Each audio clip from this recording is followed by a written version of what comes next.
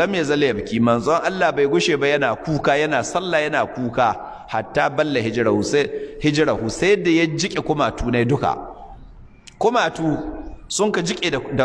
da hawaye qalat ta ce wa kana jalisan kuma annabi ya kasance zaune in yana tsaye na karatun qur'ani kuka ya jike kumatunsa in ya zauna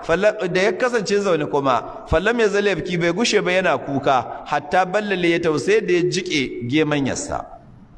ashe kenan wannan ya nuna adabi na da geme ko askakin geme garai to duk wanda ba dan sanda ko soja ba waɗannan kasan su sai dan ma gwamnati gemmunsu ko sun sai da gemmunsu an biya su haka in ka ga mutum da askakken geme dan sanda ne ko soja ko immigration ko custom ko da sauransu ko kato da gora to don mi da ba a bari 'yan sanda da soja da sauran jami'an tsaron Najeriya su ajige geme yana da nauyi yana hana gudu mi geme ke hanawa inda ma an bari sun azage domin geme alama ce ta mi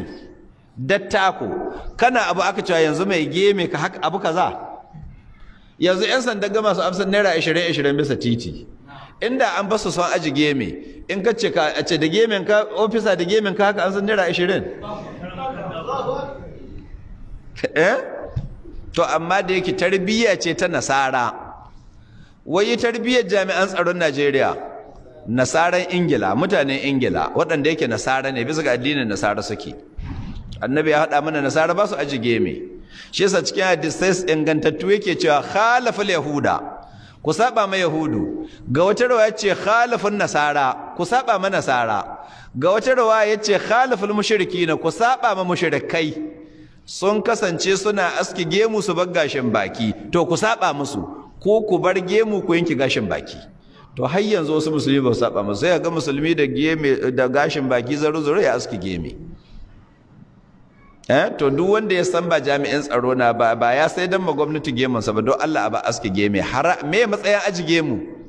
wajibi me matsayin aski gemu haramun ba makaruhi bane haram ne duk wanda gemu ya fito ma haramun ne ya aske shi ina fatar kun fahimta su ma mu yi ta addu'a Allah ya gwada mana gwamnatin Najeriya ta ce duk mai so aji geme ne jami'an tsaro ya aji abinai tunda nasaran turawan Ingila sun ka hana ko to yanzu sun ta yance mu samu yanci to don mi kuma za mu ci gaba da biyar dokokin su mu nuna mun samu yanci mana sojoji su ajige yayin da sojan da adda gemu da wanda bai da gemu wai ban tsoro mai gemu suna da gemu sun mahikwar jini Aisha saboda sun da ta kawa gemu har rantsuwa ta kai na rance da ubangijin da ya kawata maza da gemu ubangiji wanda ya kawata maza da gemu ashe kenan gemu kawace ga namiji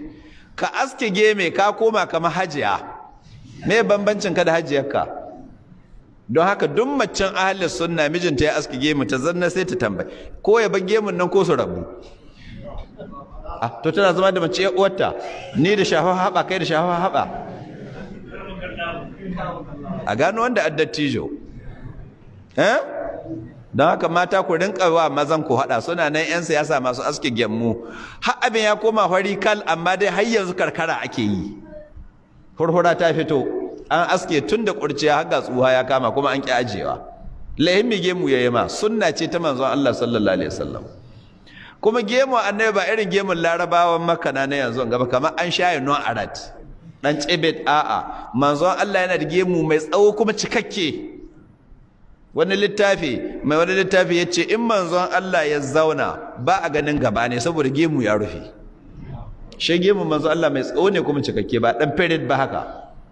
to Allah ya shiryar da mu to ina yake faqala sai ta ce wa kana jalisan kuma ya kasance zanne falam yazal yabki bai gushe ba yana kuka hatta ballale ya tausaye da ya jike gemanyarsa kai ma ka bar gemanyar ka don wata ranar kana kiyamul lail kai kuka kai ko ka raya wannan sunna ta annabi kai ma ka jike ta ka gemanya ba